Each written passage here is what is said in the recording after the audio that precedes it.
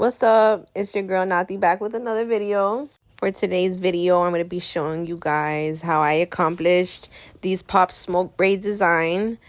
Fire braids. I am so obsessed with how they came out, which of course you'll see at the end of the video. So make sure to stay tuned. Make sure you like, comment, subscribe, all that good stuff. Y'all already know what y'all need to do. So anyways, we're going to get right into it. We're going to always start off by pre-sectioning. For me, pre-sectioning is a must. It is one of the biggest reasons why I accomplish my symmetry and making sure everything is nice and even. No matter how good you braid, if them lines ain't straight, it ain't it. So always pre-section. Really, it takes about 30 minutes. It really doesn't take that much time. You know, it doesn't have to be perfect when you're pre-sectioning. But obviously, like, the nicer you can get it, the more realistic of a blueprint, I guess you can say, you'll get. That way, if there's any sections that you need to make bigger or smaller or more curved, you have a chance to do so before you're like already too far in. So here we're just going to start doing the little tiny braid down the center of the zigzag, which the key to that is just staying close to the scalp, making sure that the hair that you're not braiding is out of your way. You see, nice and slick.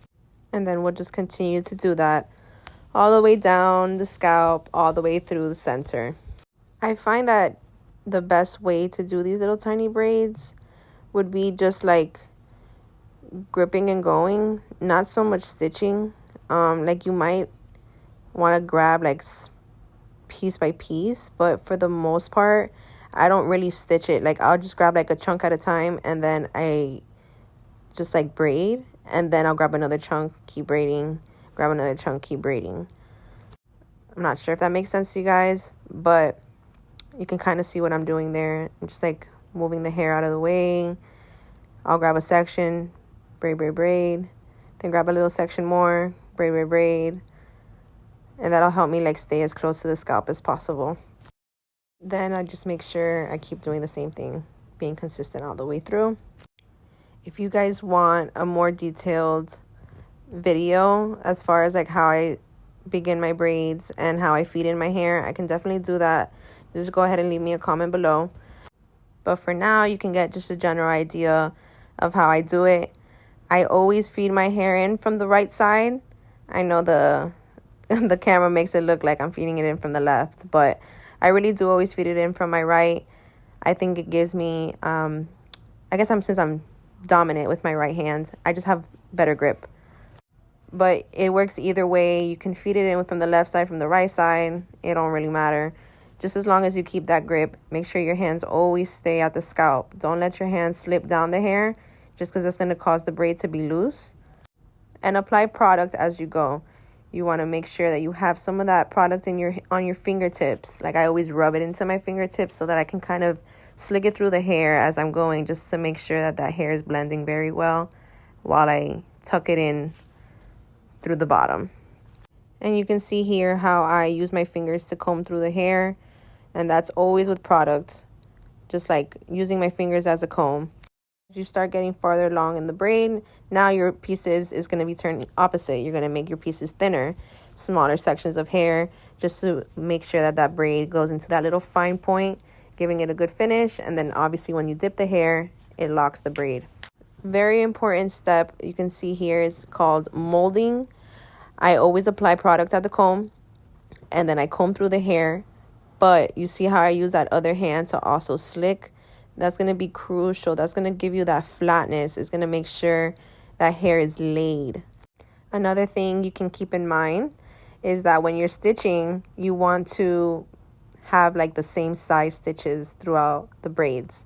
So I use the braids next to the braid that I'm currently doing to guide me and tell me, okay, I need a stitch right here and I need a stitch here. That way all my stitches line up, and it just gives it such a clean finish. It's just so satisfying. Keeping that in mind when you're stitching is really going to take your stitches to the next level. It's going to make them look really detailed. It's going to help just make the braids pop even more. You see how my stitches all line up. This is a really good little piece I wanted to put here so you guys can really see like what I mean by the stitches lining up. Now we get into the baby hairs. This is one of my favorite parts. I love how creative you can be with edges. I love the flow of it. I love everything about it. Edges definitely like put the braids over the top, you know. It's kind of like the icing on the cake. It's the cherry on top. Just like, you know, when guys get braids, you got to get the lineup. You got to get the cut after. That's just going to be like, you know, what puts it over. It's going to make it look even better. So for women, edges is that, you know, you can't get the cut.